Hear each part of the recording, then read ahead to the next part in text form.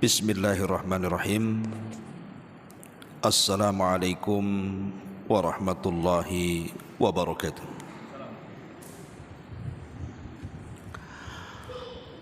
Alhamdulillah, wassalatu wassalamu ala rasulillah wa ala alihi wa sahbihi wa mawala, wala haula wala quwata illa billahi wa ba'du.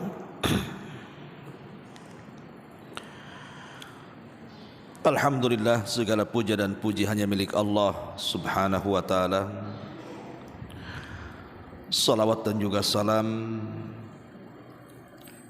kita hadiahkan kepada Rasul kita Nabi besar Muhammad sallallahu alaihi wa ala alihi wasallam. Ma'asyiral muslimin muslimat yang dimuliakan Allah subhanahu wa ta'ala, tema yang kita akan bahas di pagi hari ini adalah tema yang sederhana dalam bentuk nasihat untuk kita semuanya tentang 20 dosa orang yang meninggalkan sholat.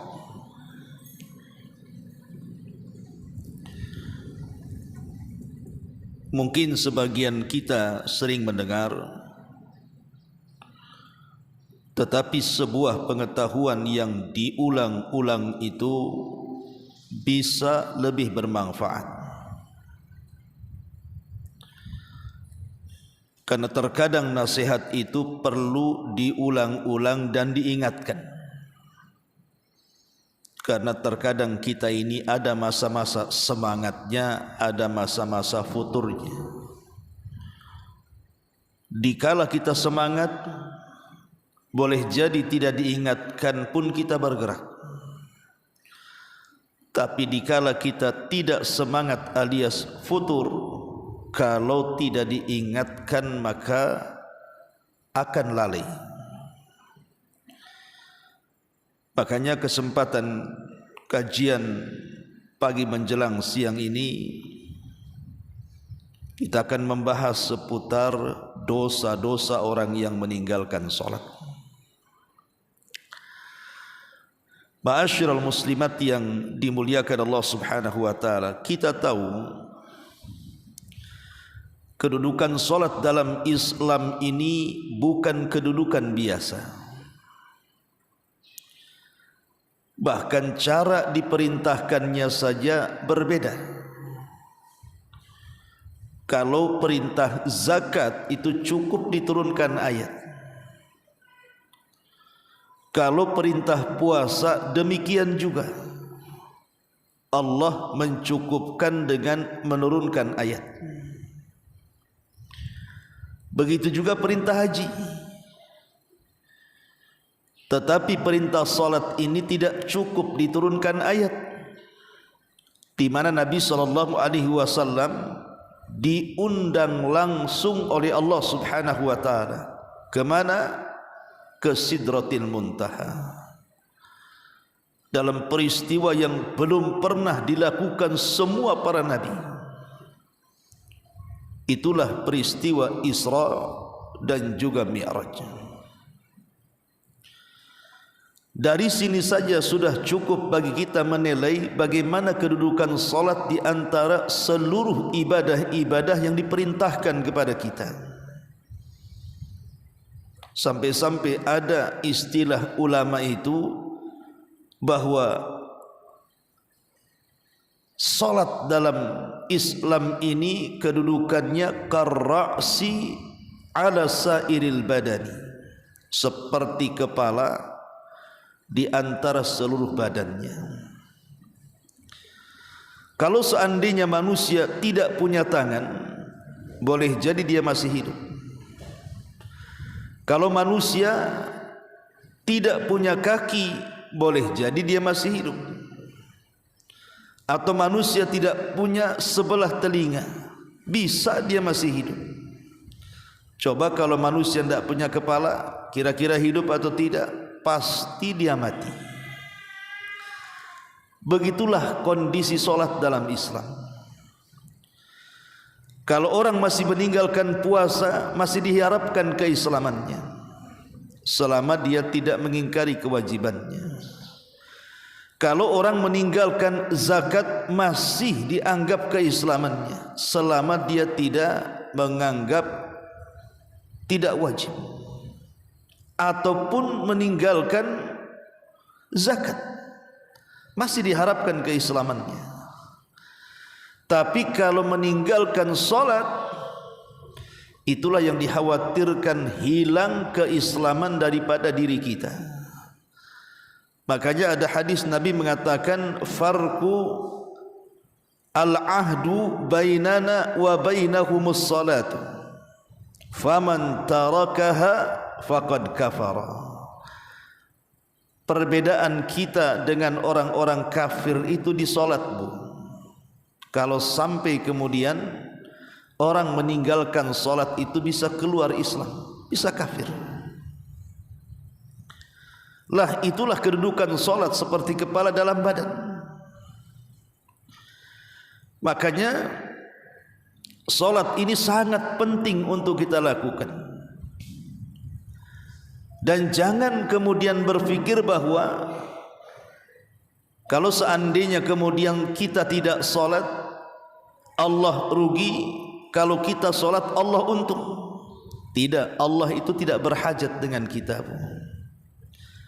Satu dunia orang tidak salat, Allah tidak rugi. Ataupun satu dunia orang salat pun Allah tidak untung. Karena ada istilah para ulama, satu dunia manusia bermaksiat tidak mengurangi kekuasaan Allah. Satu dunia orang beribadah pun tidak menambah kekuasaan Allah. Allah itu tidak berhajat dengan kita. Karena Allah subhanahu wa ta'ala tidak berhajat dengan salat kita. Lalu salat yang kita lakukan itu untuk apa? Salat yang kita lakukan itu manfaatnya kembali kepada kita orang yang salat. Jadi kalau ibu melaksanakan salat mulai dari zuhurnya, asarnya, maghribnya, isyanya, balik ke subuhnya, balik lagi ke zuhur, setiap hari seperti itu rutinitasnya. Itu manfaatnya kembali kepada kita, bukan kembali kepada Allah subhanahu wa ta'ala. Yang untung ya kita, yang rugi juga kita. Ma'asyiral muslimat yang dimuliakan Allah subhanahu wa ta'ala. Makanya kalau kita perhatikan di dalam Al-Quranul Karim, setiap kali Allah perintahkan kita salat, maka bahasa yang digunakan oleh Allah di dalam Al-Quran itu kalimat aqimu salata, dirikan salat. Bukan i'malus salah, kerjakan salat, if'alus salah, perbuat salat, tidak. Tetapi bahasa Quran itu selalu mengulang-ulang apabila Allah memerintahkan kita salat dengan kalimat aqimus salata, tegakkan salat. Lalu apa bedanya menegakkan salat dengan mengamalkan salat itu? Kalau mengerjakan salat itu yang penting sah saja. Terkadang asal-asalan salatnya yang penting sah, itu namanya mengerjakan. Tapi kalau mendirikan salat, tidak main-main dia dalam salatnya. Dia datangkan syarat-syaratnya dengan baik, dia datangkan rukun-rukunnya dengan baik, dia datangkan wajib-wajib salatnya, bahkan dia sempurnakan salatnya dengan yang sunnah-sunnahnya. Jadi betul-betul dia mendirikan salat, bukan hanya sekedar mengerjakan salat. Karena orang yang hanya sekedar mengerjakan salat itu tidak akan ada pengaruh dalam kehidupannya. Orang yang biasa ghibah, kemudian dia solat, habis solat bisa gibah lagi dia. Orang yang biasa dusta, datang waktu solat dia solat, habis solat dusta lagi dia. Orang yang biasa namimah, mengadu domba ke sana kemari di luar solat, kemudian datang waktu solat, kemudian dia solat, habis solat, gitu lagi dia. Kenapa maksiat yang harusnya tercegat dengan solat kok masih bisa dilakukan? Karena dia hanya sekedar mengerjakan solat tapi tidak mendirikan solat. Begitu dalam bahasa Quran ketika Allah memerintahkan kita dengan solat. Karena kalau orang mendirikan solat dengan baik, dia datangkan syarat-syaratnya dengan baik, dia datangkan rukun-rukunnya, dia datangkan wajib-wajibnya, dia sempurnakan dengan sunnah-sunnahnya, maka solat yang dilakukannya itu berpengaruh dalam kehidupannya. Itulah yang diisyaratkan di dalam Al-Quranul Karim, innas salata tanha anil fahsya'i wal munkar. Sesungguhnya salat itu bisa mencegah perbuatan keji dan juga kemungkaran. Keji itu dosa yang dilakukan sembunyi-sembunyi dan dalam rumah. Mungkar itu dosa yang dilakukan terang-terangan di hadapan manusia. Bisa dihapuskan dengan salat, karena salat itu melahirkan akhlak. Itulah pentingnya kita mendirikan salat, bukan hanya sekedar salat, supaya selepas salat itu apa yang kita lakukan selama kita salat diterjemahkan dalam kehidupan kita. Jadi nilai-nilai salat itu ada pengaruh dalam kehidupannya. Umpamanya, kita tahu bahwa salat itu kan mengajarkan banyak hal kepada kita. Contoh, keikhlasan. Salat itu mengajarkan keikhlasan kepada kita. Karena para ulama membimbing kita ketika kita sedang salat dan mengucapkan takbiratul ihram, Allahu Akbar, berarti hanya Allah subhanahu wa ta'ala yang besar. Selain daripada Allah itu kecil. Sehingga apapun yang menyibukkan di luar solat jangan masuk ke dalam solat. Karena kita sedang berhadapan dengan Rabb yang maha besar, di luar solat dari dunianya, dari hartanya, dari pangkatnya, dari jabatannya, dari kenikmatan-kenikmatannya, itu kecil di hadapan Allah subhanahu wa ta'ala. Dari sini kita diajarkan ikhlas, bahwa saat kita mengarahkan kiblat kemudian takbiratul ihram, hanya Allah saja yang dituju. Sehingga ketika ini yang diterapkan, maka ketika solat dia tidak akan peduli apakah solatnya dibicarakan orang atau tidak, apakah solatnya dilihat orang atau tidak, apa solatnya didengar orang atau tidak. Dia tidak akan peduli, karena tujuan dia solat itu untuk Allah, bukan untuk manusia. Qul inna salati wa nusuki wa mahyaya wa mamati lillahi rabbil alamin. Katakan, sesungguhnya salatku, penyembelihanku, seluruh hidupku dan matiku kuserahkan kepada Allah subhanahu wa ta'ala, Rabb semesta alam. Jadi salat itu mengajarkan keikhlasan, sehingga ketika orang selesai melaksanakan salat kemudian dia keluar salat, maka amal-amal yang lain yang kita lakukan di luar salat juga terbawa dengan keikhlasan salat. Sehingga orang yang salat itu terjaga hatinya. Mau dipuji ya seperti itu hatinya, mau dicela ya seperti itu hatinya, mau diangkat ya seperti itu hatinya, mau direndahkan juga seperti itu hatinya. Itulah manfaat salat. Tapi kalau orang sampai meninggalkan solat, atau dia solat hanya sekedar cukup mengerjakan saja, maka belum teruji itu hatinya pun. Terkadang ada orang yang memuji dia, besar kepalanya, besar hidungnya, besar hatinya. Ketika ada orang yang mencela dia, tiba-tiba menciut hatinya, merasa sedih, merasa bingung, merasa stres, itu belum ikhlas. Boleh jadi karena ketika dia menegakkan salat belum menegakkan yang sesungguhnya. Lahirlah sifat ikhlas. Ini yang pertama. Yang kedua, dari salat ini bisa saja terlahir sifat sabar. Karena salat kalau tidak sabar, pasti dia tidak tumanina. Makanya kenapa kata Nabi SAW, berapa banyak orang yang salat itu mereka tidak diangkat amalannya. Karena mereka ketika ruku tidak meluruskan rukunya, ketika sujud tidak meluruskan sujudnya. Dengan kata lain, solatnya itu tergesa-gesa, terburu-buru. Dan itu banyak dilakukan oleh masyarakat kita ini. Terkadang kita juga suka melakukannya tanpa sadar, kan Bu? Melakukan solat yang disebut dengan solat kilat khusus, yang dibaca inna a'tayna dengan kulhu saja. Okelah kalau seandainya solat itu dibaca dengan sangat pendek, tidak ada masalah. Yang jadi masalah itu adalah gerakan-gerakan dan bacaan, terkadang sekilat-kilatnya.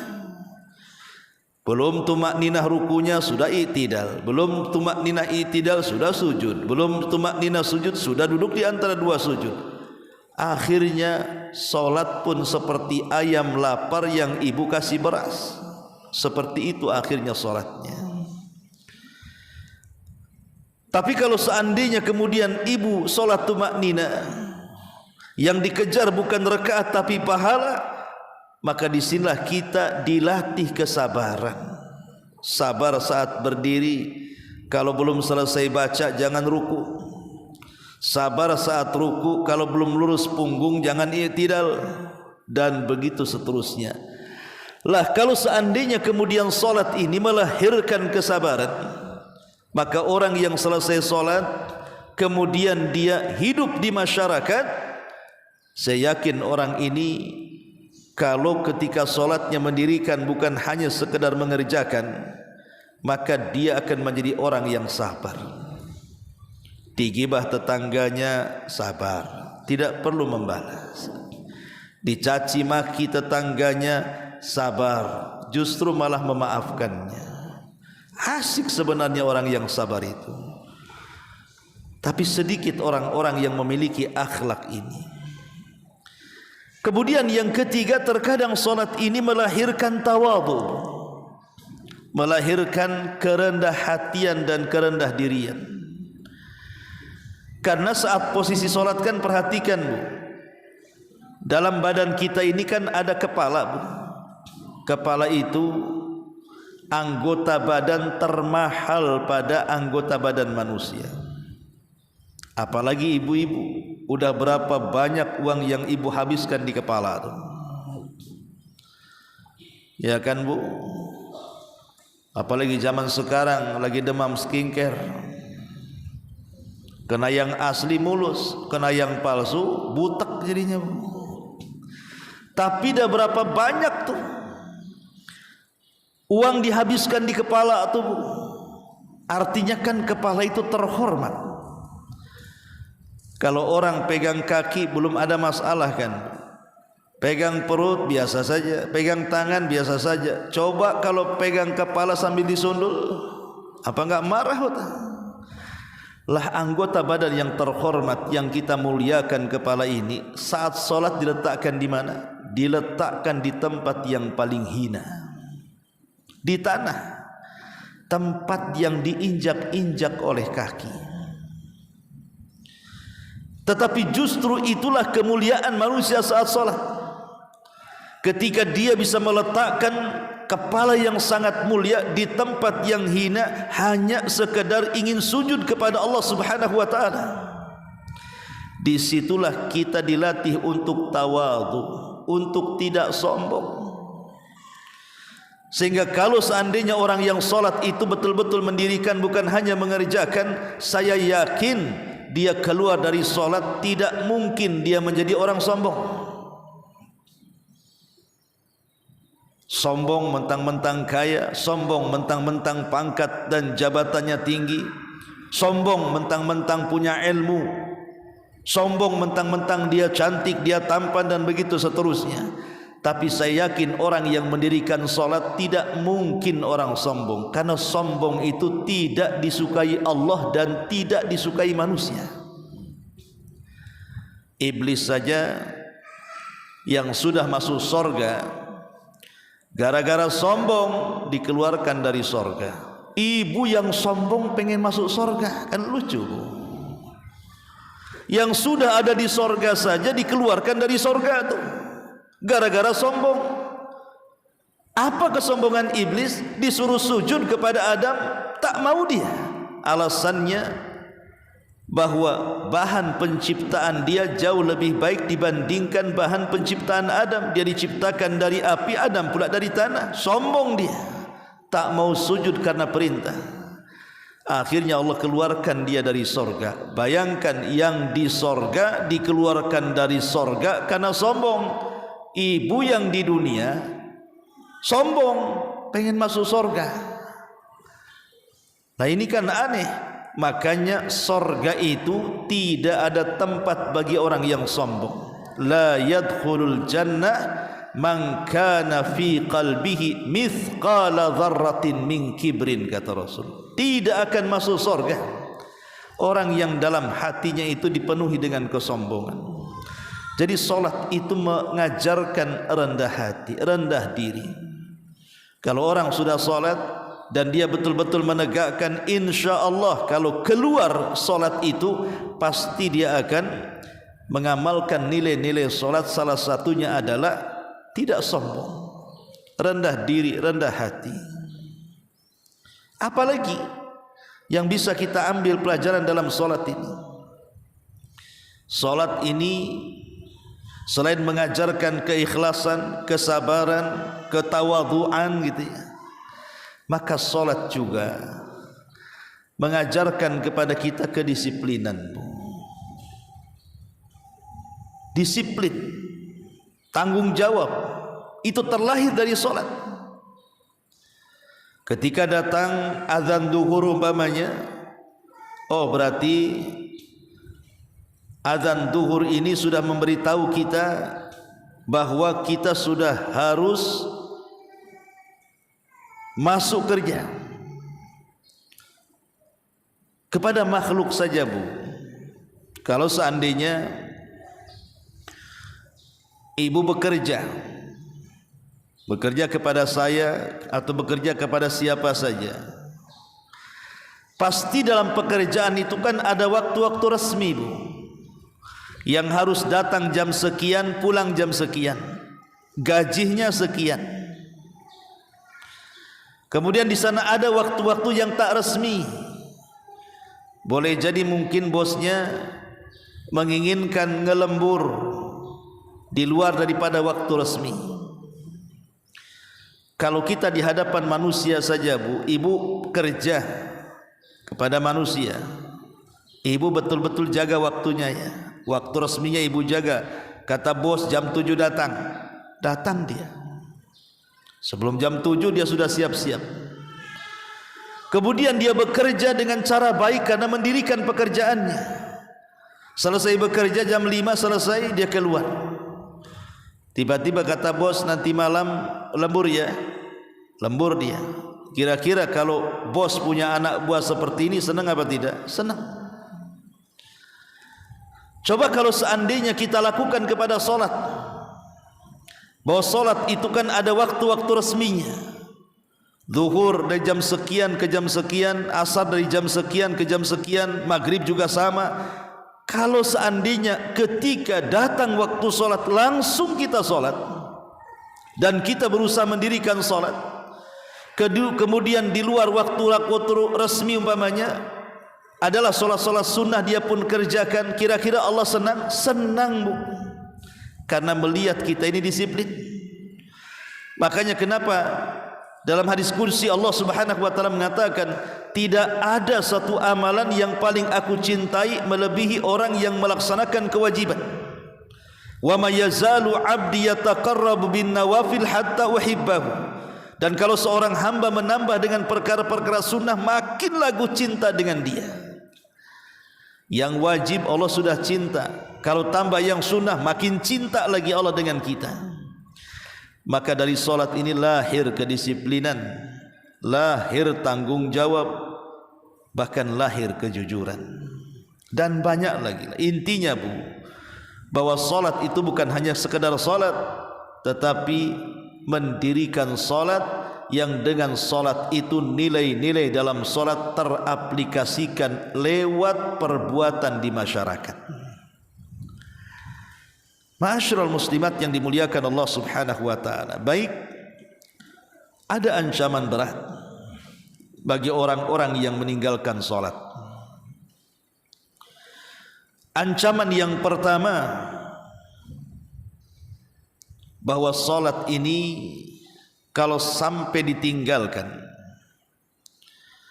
Al-Imam Ibnul Qayyim rahimahullahu taala menyebutkan bahayanya. Apa kata beliau?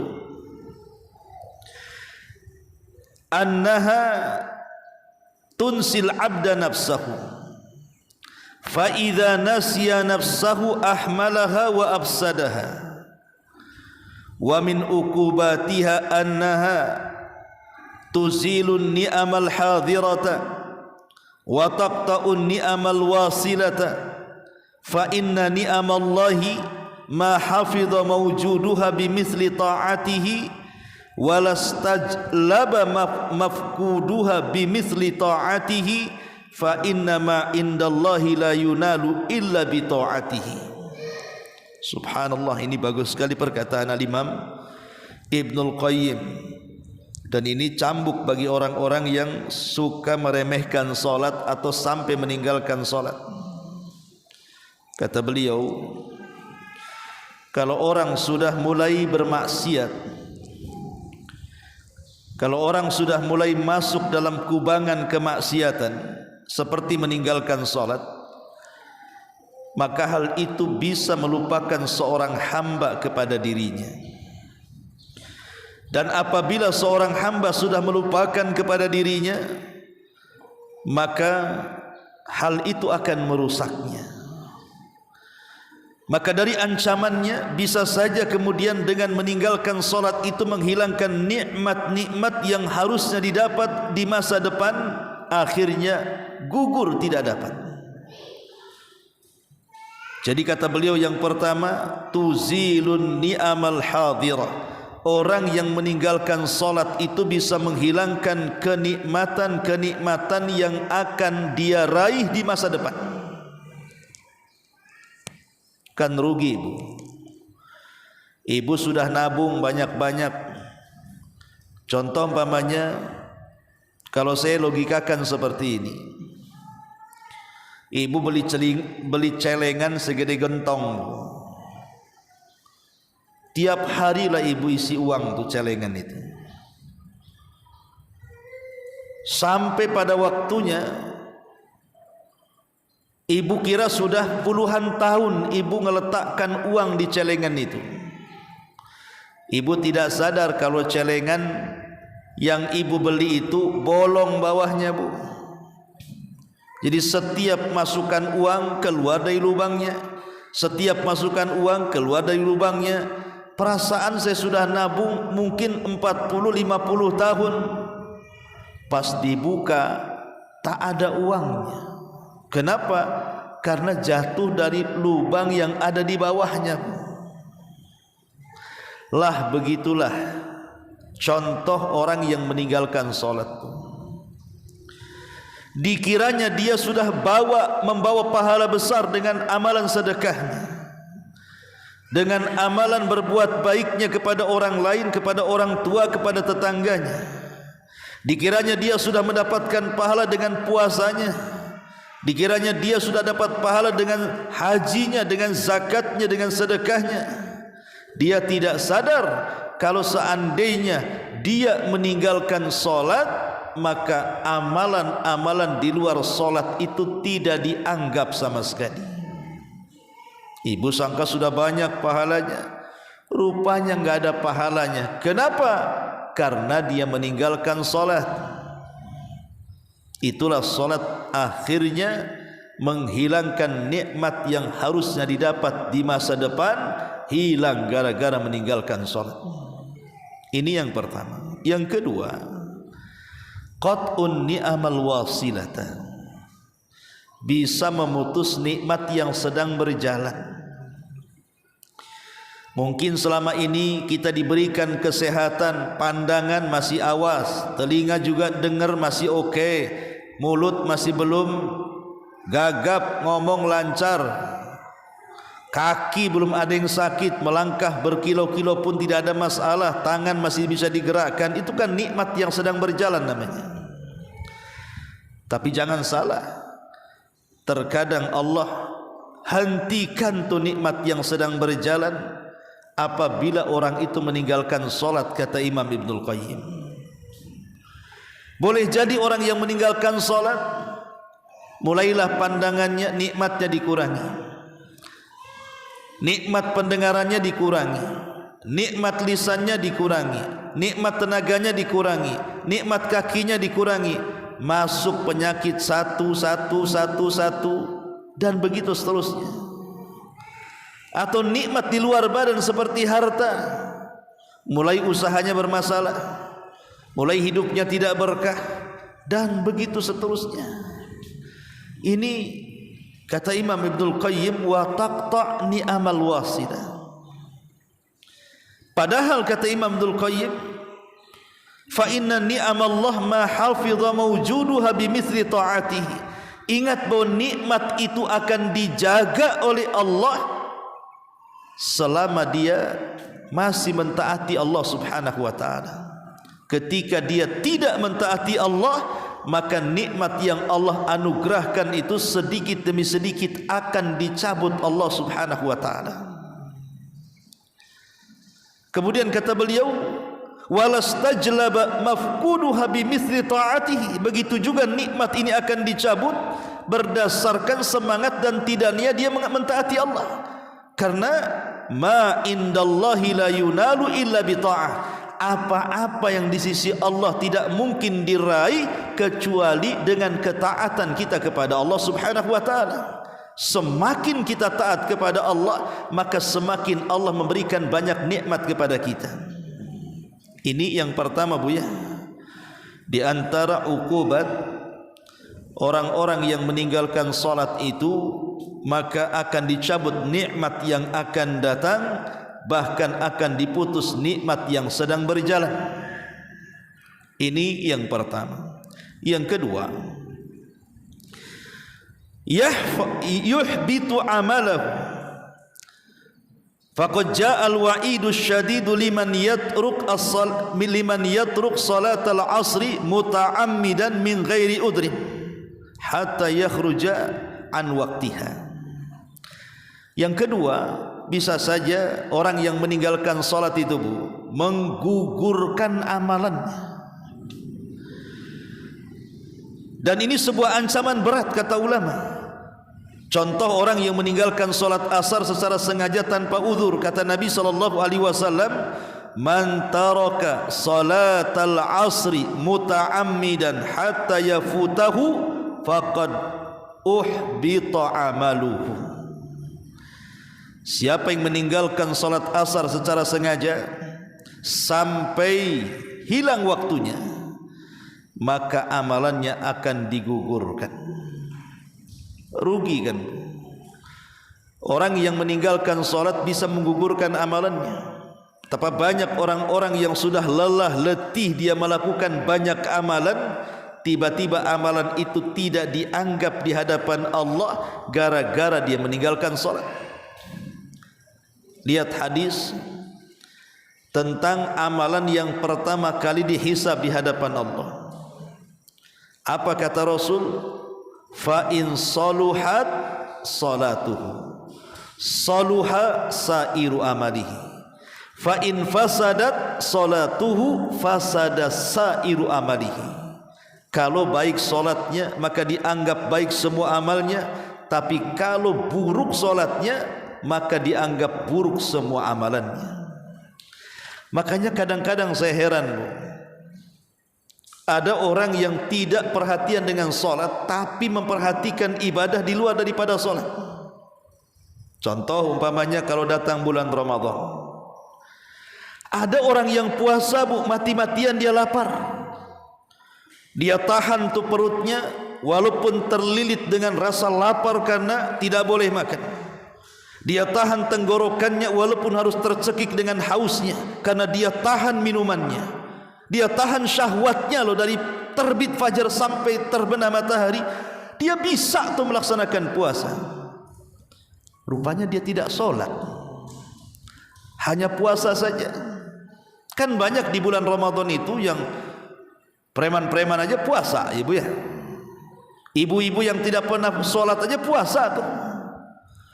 Loh, kok bisa dia berpuasa padahal ibadah puasa itu lebih berat dibandingkan solat kan? Kalau solat itu kan hanya bisa beberapa menit saja sesuai dengan durasi. Durasi pun kita yang atur. Panjang lam yakunil, pendek kasih kulhu, kan kita yang atur, ya. Tapi puasa itu kan tidak bisa kita atur volumenya. Sampai duhur saja tidak bisa. Sampai asar saja tidak boleh. Saya sudah lapar harus buka. Oh, tak boleh, karena ada waktu kapan berhenti, kapan dia buka. Tapi bisa dia melaksanakan puasa, tidak bisa pula dia melaksanakan solat. Dia tidak sadar bahwa puasa yang ia lakukan dengan menahan laparnya, hausnya, syahwatnya tidak berguna di hadapan Allah kalau dia meninggalkan solat. Lah ini yang tidak dipahami di masyarakat. Dikiranya amalan-amalan yang lain itu bisa memasukkan ke surga walaupun tak solat. Bahkan ana pernah juga mendengar di masyarakat itu, yang penting kan baik Pak Ustadz, akhlaknya bagus katanya, tidak suka dusta, punya etika katanya. Kan gak sholat gak apa-apa, yang penting kan akhlaknya baik. Tuh si Anu tuh sholatnya oke, gibahnya iya katanya. Si Anu juga sholat tuh, sholatnya dustanya hari-hari. Ibu, Nabi SAW, tidak ada manusia yang lebih indah akhlaknya di luar daripada Nabi. Saking indahnya akhlak Nabi itu sampai turun pujian Allah kepada Rasul, wa innaka la'ala khuluqin azim. Wahai Muhammad, engkau itu manusia yang memiliki akhlak yang sangat agung, sehingga wajar kalau Rasul itu layak jadi panutan karena punya akhlak. Sempurna akhlak yang dimiliki Nabi saja, Nabi tidak pernah meninggalkan solat. Kalau semata-mata orang boleh meninggalkan solat karena terpikir yang penting akhlaknya bagus, harusnya Nabi tidak perlu solat lah. Kan Nabi itu manusia yang paling berakhlak. Tapi Nabi orang yang paling rajin pula tuh solatnya. Bukan hanya yang wajibnya, yang sunnah-sunnahnya. Bahkan solat malam itu seolah-olah wajib bagi Nabi. Saking rajinnya, pecah-pecahlah kaki Nabi, sampai Aisyah kemudian mengatakan, sudahlah, kurangilah solatmu wahai Rasul, bukankah dosamu sudah diampuni yang telah, yang sedang dan yang akan datang? Tapi Rasul mengatakan, afala akunu abdan syakur, salah enggak saya ini menjadi hamba yang bersyukur? Jadi alasan seperti ini tidak ada guna. Yang penting akhlaknya bagus, yang penting hatinya bagus gitu. Sebenarnya orang yang ngomong seperti ini, dia itu tidak bagus juga hatinya. Orang yang ngomong seperti ini tidak bagus akhlaknya. Sebab kalau dia tidak melaksanakan hak dengan Allah, secara otomatis dia tidak akan mampu melaksanakan hak-hak sesama hamba Allah. Itu memang sudah matematika 1 tambah 1 2 tuh. Sama Allah saja dia membangkang, apalagi sama manusia. Jadi ini yang kedua. Yang ketiga, la yaqbalu du'a'uhu fal asi fal ma'asi min mawani ijabati du'ai la yaqbalu du'a'ah, doanya tidak akan diterima. Karena maksiat itu salah satunya meninggalkan salat, itu salah satu larangan-larangan yang menjadikan doa kita itu tidak akan diijabah. Jadi orang yang meninggalkan salat tidak akan diterima doanya. Dulu di zaman Nabi pernah menceritakan tentang kisah orang yang rambutnya compang-camping, kemudian juga pakaiannya tidak jelas kusut-kusut, penuh dengan debu wajahnya, miskin hidupnya, diangkatnya tangan ke langit sambil memelas meminta dikabulkan doanya. Dia mengatakan, ya Rabbi, ya Rabbi, ya Rabbi, ya Rabbi, ya Allah tolong aku, ya Allah tolong aku. Tapi tidak dikabulkan doanya. Kemudian Rasul memberikan alasannya. Bagaimana mungkin orang itu akan dikabulkan doanya sementara makanan yang ia makan haram, minuman yang ia minum haram, pakaian yang ia pakai dibeli dari hasil haram, dan daging yang tumbuh dalam badan dia juga diisi dari hasil haram. Bagaimana mungkin dikabulkan doanya? Kalau seandainya orang yang melakukan keharaman itu saja menjadikan doa-doa kita ditolak, macam mana dengan orang yang meninggalkan kewajiban? Padahal orang yang meninggalkan kewajiban lebih besar dosanya dibandingkan orang yang terjerumus kepada keharaman. Dengan kata lain, orang yang korupsi lebih rendah dosanya dibandingkan orang yang meninggalkan solat. Orang yang mencuri lebih ringan dosanya dibandingkan orang yang meninggalkan solat. Kalau orang yang mencuri, hasil curinya dia makan, dia belikan pakaian, dia belikan minuman, itu doa-doanya ditolak, maka orang yang meninggalkan yang wajib lebih ditolak lagi. Begitu maksudnya. Maka jangan meninggalkan sholat, nanti doa-doa kita terhalang dengan itu. Ini yang ketiga. Yang keempat, yang keempat, sholat, bahaya sholat ini, yatabarra'ullahu minhu, Allah akan berlepas diri dari orang yang meninggalkan sholat. Bahasa kita tidak diopen lagi, tidak diperhatikan lagi. Ibu saja tidak diperhatikan suami, stres kan Bu? Bang minta uang, diam aja suaminya. Udah sebulan tuh diminta uang, diam saja. Pokoknya setiap datang suami gak ngajak ngomong, gak ngajak ngobrol, gak mau tidur di kasur sama-sama, malah tidur pula di ruang tengah. Enggak memberikan uang untuk beli beras kayak beli. Ibu sudah stres kan Bu? Kalau seandainya suami tidak ngopeni ibu, ibu sudah stresnya luar biasa. Bagaimana kalau Allah yang tidak ngopeni kita Bu? Bagaimana kalau Allah yang tidak memperhatikan kita? Dalam sebuah hadis dari Abi Darda radhiyallahu an, Rasul mengatakan, Abu Darda mengatakan, ausani khalili, telah mewasiatkan kepadaku, kata Abi Darda, khalili, kekasihku Rasul sallallahu alaihi wasallam, alla tusyrik billahi syai'an, agar jangan kau sekutukan Allah dengan siapapun. Wala tatruk salatan maktubatan muta'ammidan, dan agar engkau jangan meninggalkan salat yang 5 waktu secara sengaja. Faman tarakaha, siapapun yang meninggalkan salat yang wajib itu muta'ammidan secara sengaja, faqad bari'at minhu dhimmah, maka tanggungan Allah akan lepas dari punggungnya. Allah sudah tidak akan memberikan keamanan lagi. Allah sudah tidak akan menjaga dan ngopeni lagi. Dan ini bahaya.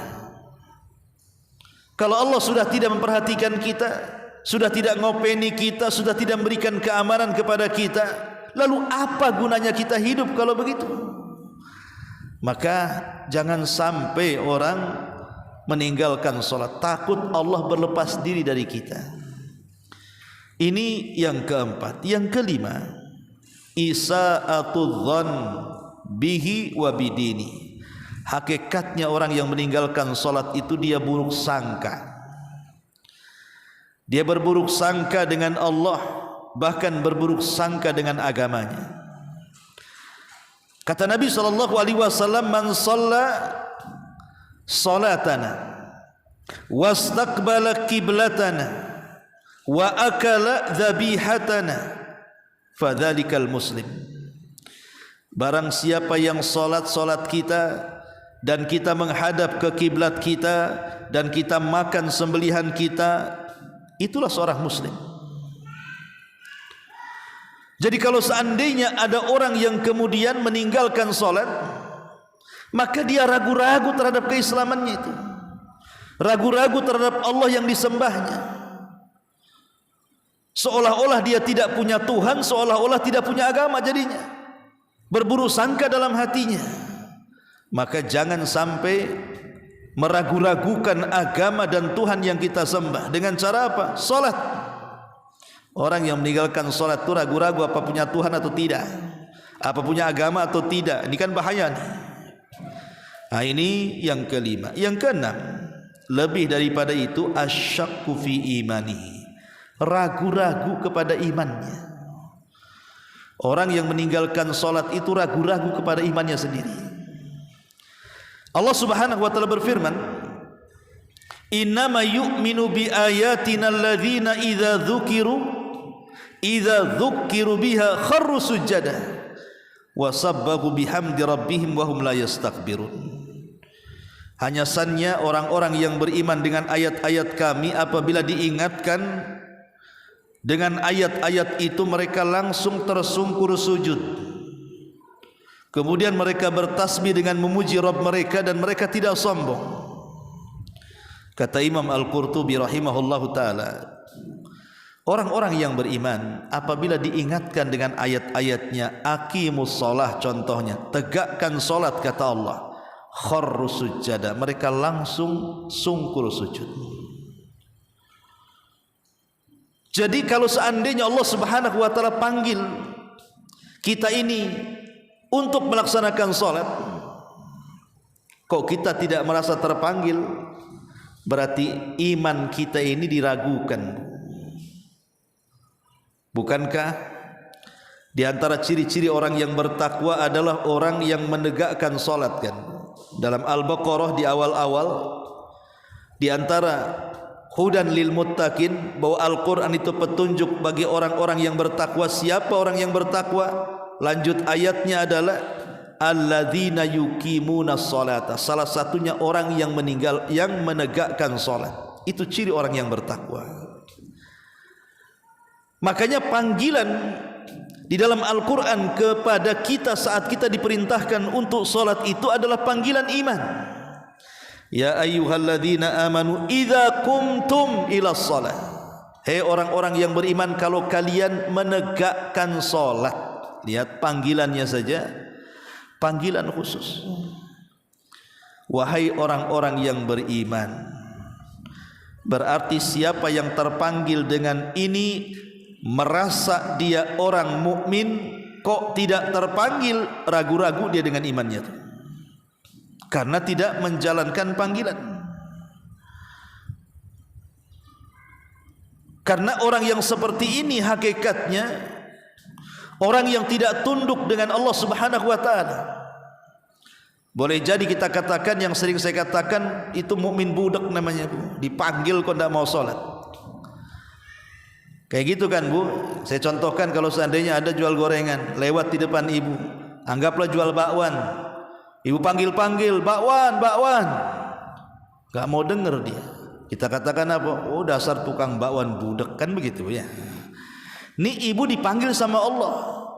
Ya ayyuhalladzina amanu, hai orang-orang yang beriman, idza qumtum ila shalah.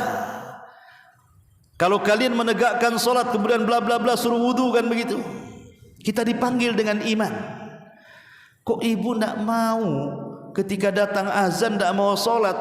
Dasar budak itu namanya. Itu namanya mukmin budak namanya. Mukmin tuli.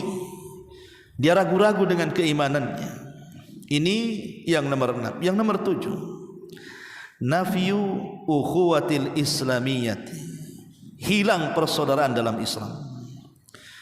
Karena Allah yang mengatakan fa in tabu wa aqamus salata wa atuz zakata fa ikhwanukum fid din. Kalau mereka masih tobat, masih melaksanakan solat, masih menunaikan zakat, maka itu masih saudara kalian dalam agama. Pemahaman kebalikannya, kalau mereka tidak mau tobat, mereka meninggalkan solat, mereka tidak mau menunaikan zakat, berarti bukan saudara kalian dalam agama. Nah, ini bahaya. Ya, orang yang tidak solat itu hilang ukhuwahnya, persaudaraan dalam Islamnya hilang. Karena dia bukan orang Islam lagi.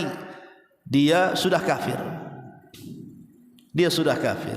Herannya Bu di masyarakat kan Bu, KTP-nya Islam, KTP-nya jelas nama si anu, agama Islam kan itu.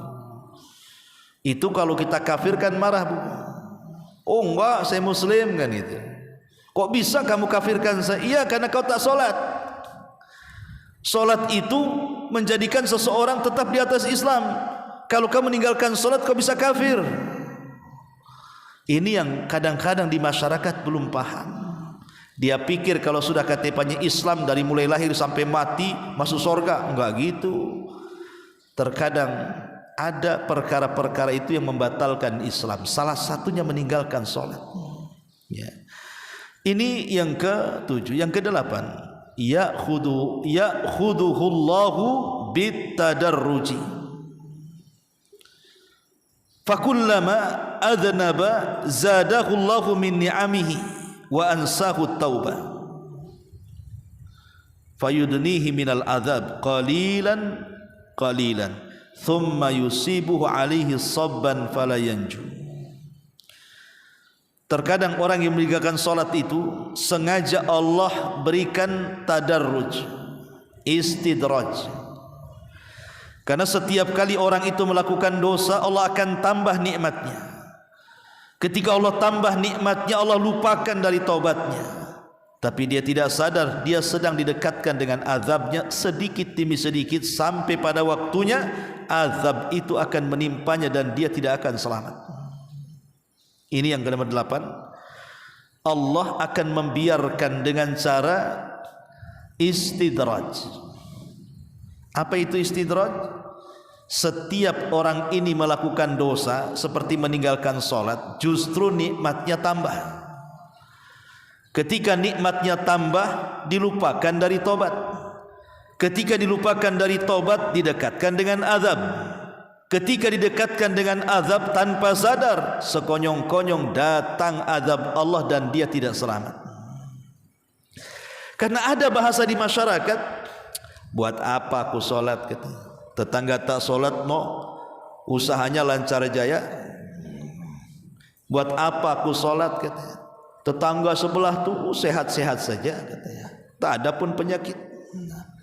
Buat apa aku sholat, si fulan makin kaya, rumahnya makin mewah, mobilnya makin bagus, tanahnya makin luas umpamanya kan.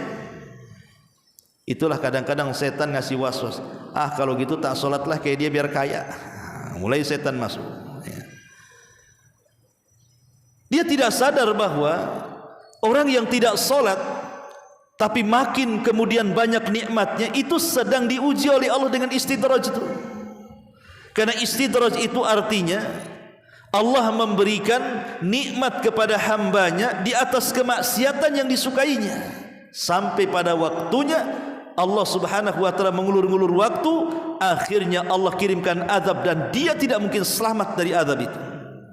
Hatta idza farihu bima utu, akhadnahum baghtah, kata Allah. Ketika mereka bahagia dengan kenikmatan di atas kemaksiatan, mereka lupa Allah, tiba-tiba datang bencana kepada mereka.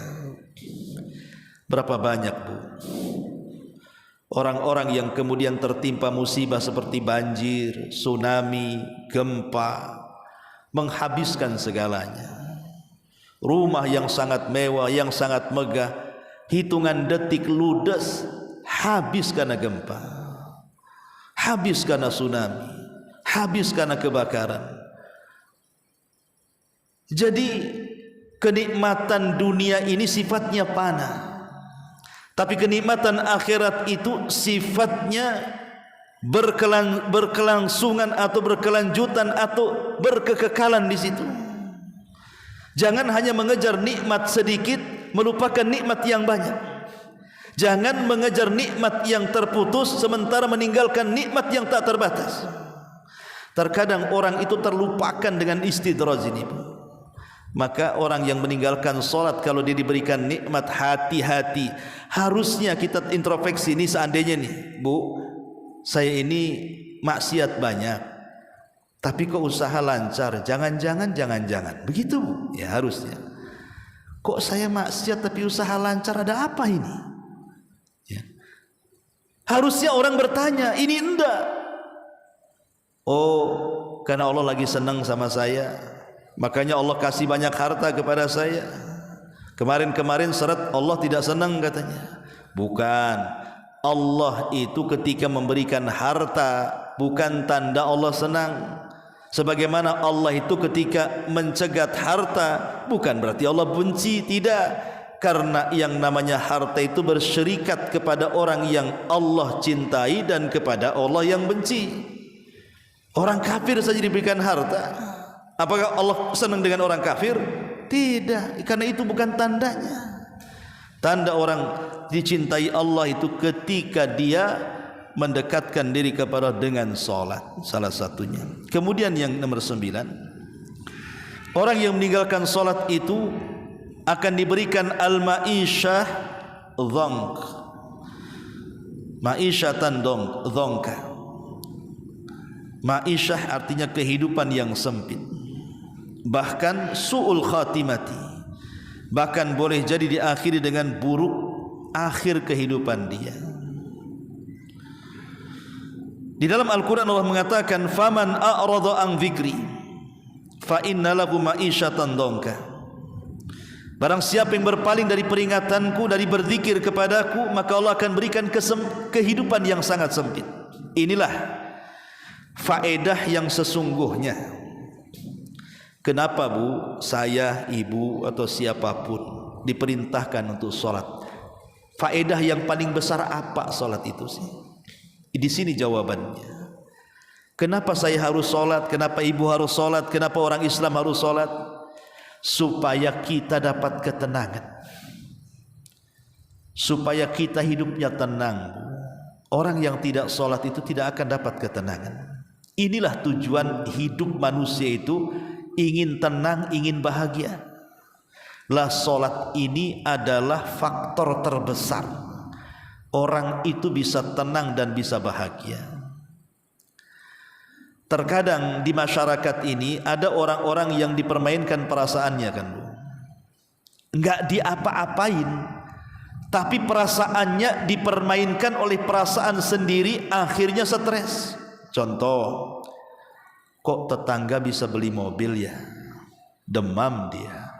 Padahal enggak diapa-apain itu sama tetangganya. Tiba-tiba dia demam. Kok bisa ya? Lain kalau dipukul sama tetangganya, kan, Bu? Tetangga ini hanya beli mobil, nggak ngapa-ngapain dia. Kok bisa dia demam? Itulah kadang-kadang hati kita ini dipermainkan perasaan kita oleh kita sendiri. Kok bisa ya tetangga beli, demam dia. Akhirnya apa? Makin tinggi itu demam. Besoknya beli lagi yang bagus, opnam, masuk rumah sakit. Besoknya dengar dia beli rumah di Sukajadi, mati dia akhirnya, kan? Bukan itu, kan dipermainkan perasaan namanya, Bu. Ya. Coba perhatikan, kalau seandainya saya buat logika seperti ini, kan, Bu. Umpamanya jam 9 duha, nampak tetangga beli mobil, nampak tetangga bangun rumah, panas ibu kan, mulai demam. Datang waktu duhur, Bu. Ibu langsung sholat, ambil wudhu. Yang tadinya demam, Bu, karena terkena air wudhu, itu mulai tensinya turun tuh. Dengan mengambil air wudhu tadi, yang tadinya demam tadi tuh, Bu, dingin dengan air wudhu.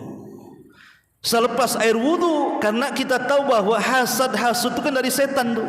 Setan itu tercipta dari api. Api itu bisa dipadamkan dengan air.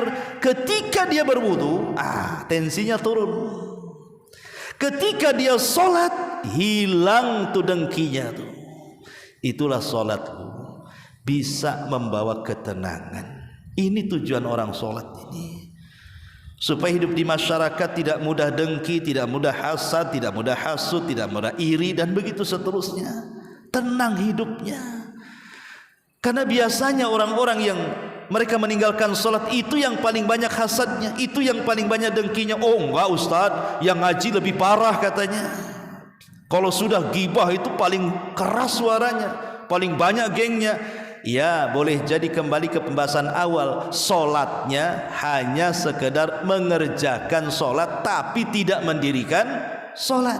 Kan tadi saya katakan bahasa Quran, aqimus sholah, dirikan sholat, bukan i'malu sholah, kerjakan sholat. Karena mengerjakan itu bisa asal-asalan, tapi mendirikan sholat itu sungguhan, melahirkan nilai-nilai sholat di luar daripada sholat. Ini penting ya. Kalau orang meninggalkan sholat, sempit tuh hatinya. Kemudian yang nomor 10, al-khasaratu wan nadama. Bisa saja orang yang meninggalkan sholat itu mendapatkan kerugian dan penyesalan. Kapan? Boleh jadi di dunia dia tidak menyesal, tapi di akhirat.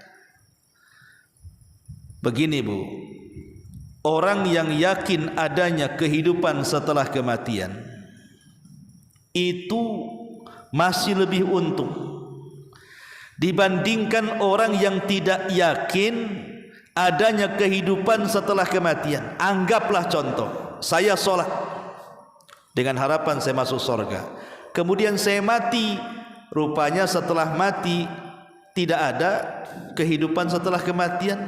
Ya lewat begitu saja. Kira-kira rugi tidak? Tidak rugi. Yang satunya, aku tidak sholat, aku nggak yakin adanya kehidupan setelah kematian. Tahu-tahu nggak sholat mati, rupanya ada kehidupan setelah kematian. Apa nggak bankrupt dia? Ya, itu yang harus tanamkan, Bu. Makanya jangan sampai kemudian kita terpikir bahwa kan kadang-kadang setan ini masuk ke dalam dada kita. Jangan-jangan akhirat ini ada atau enggak sih sebenarnya? Kita katakan ada, walaupun setelah mati nggak ada ruginya sebenarnya. Daripada kita meyakini akhirat tidak ada, kemudian kita habiskan dengan kemaksiatan, setelah mati rupanya akhirat ada, matilah dia. Ya. Makanya jangan sampai kemudian kita ini terkena khasarah, terkena nadamah, kerugian ataupun penyesalan, tidak di dunia, di akhirat. Kemudian yang nomor 11, la yastati'as sujud fil akhirah. Orang yang tidak pernah sholat di dunia, maka dia tidak akan bisa sujud di akhirat. Ketika Allah mengatakan yauma yukshafu an sakin wa yud'auna ila sujudi fala yastati'un, ketika Allah merintahkan, ketika Allah menampakkan dirinya, menampakkan betisnya, maka semua orang-orang yang beriman sujud. Tapi ada orang-orang munafik, mereka hendak sujud malah kayang, bukan ke depan, ke belakang malah. Tidak bisa dia sujud, dipaksa sujud malah kayang ke belakang. Itulah orang-orang yang ketika di dunia mereka tidak pernah sujud, maka di akhirat pun dia tidak akan bisa sujud di hadapan Allah. Al jaza min jinsil amal. Taib, karena waktu juga. Yang nomor 12, al wail liman tarakas shalah. Lembah neraka jahanam yang disebut wail bagi orang yang meninggalkan salat. Kemudian yang nomor 13, al-ghai. Ghai juga sama, lembah yang sangat dalam, yang sangat busuk, yang sangat gelap, yang semua nanah dan darah penduduk neraka masuk di lembah itu disebut al-ghai. Untuk siapa ghai ini? Untuk orang yang meninggalkan salat. Fa khalafa min ba'dihim khalfun adha'us salata wattaba'us syahwat fasawfa yalqauna ghayya. Akan datang sebuah masa di mana orang-orang itu mulai meremehkan salat dan mengikuti syahwat, maka mereka akan dilempar ke dalam al-ghai. Naudzubillah. Kemudian yang ke-14, iqab alladhi ya'tamidun nauma anis salati mukhib. Balasan bagi orang-orang yang sengaja meninggalkan salat dengan tidur, itu sangat menakutkan nanti pada hari kiamat dalam peristiwa adab kubur. Ada orang yang terlentang, kemudian di sampingnya ada orang berdiri membawa batu. Kemudian batu dibentur-benturkan di kepalanya sampai hancur. Kemudian orang ini pergi mencari batu yang lainnya. Tiba-tiba setelah dapat batu datang lagi, kepalanya sudah balik semula. Kemudian dihancurkan dengan batu yang ditemukannya yang kedua. Kemudian setelah remuk kepalanya, dia cari batu lagi. Seperti itu saja. Rasul yang melihat kondisi seperti ini bingung. Alangkah dahsyatnya siksa orang itu, wahai Jibril. Mahadan, apa yang terjadi wahai Jibril? Maka Jibril mengatakan, innahu, sesungguhnya orang itu dia tidur saat waktu sholat. Harusnya dia sholat, sengaja pula dia tidur supaya dia meninggalkan sholat. Lihat bagaimana hukuman di alam kubur. Kemudian yang nomor 15, ghadabullah wa maqtuh. Dia akan mendapatkan murka Allah dan juga kemarahannya. Kata Rasul, man taraka shalah laqiyallah wa huwa alaihi ghadban. Siapapun yang meninggalkan salat, maka dia berjumpa dengan Allah, Allah murka dengan dia. Yang nomor 16, al-hasyru ma'al mujrimin. Akan dikumpulkan orang-orang yang meninggalkan salat bersama orang-orang yang berdosa. Akan dikumpulkan bersama Fir'aun, akan dikumpulkan bersama Qarun, akan dikumpulkan bersama Haman, akan dikumpulkan bersama Ubay ibn Khalaf. Naudzubillah. Yang nomor 17, mereka akan dikumpulkan bersama orang-orang yang sesama tidak salat dan dimasukkan ke neraka khusus namanya Saqar. Allah mengatakan, ma salakakum fi Saqar. Kenapa kalian bisa masuk ke neraka Saqar? Maka orang-orang di neraka Saqar mengatakan, qalu lam naku minal musallin, karena aku tidak salat di dunia. Naudzubillah. Ya. Karena aku tidak salat di dunia, maka aku dimasukkan ke dalam neraka Saqar. Kemudian yang ke-18, bahwa orang yang meninggalkan salat adalah khianatan lil amanah. Dia sedang mengkhianati amanah. Allah mengamanahi ibadah, dia pula mengkhianatinya. Dan orang yang meninggalkan salat hakikatnya istahwad asyaitan. Setan sudah menguasainya. Orang yang meninggalkan salat itu sedang dikuasai setan. Inilah diantara 20 bahaya orang yang meninggalkan salat. Mudah-mudahan dengan mendengar kajian ini kita semangat lagi untuk salat. Taib sampai di sini. Bagi ibu-ibu yang mau bertanya silahkan, kalau tidak ada kita tutup.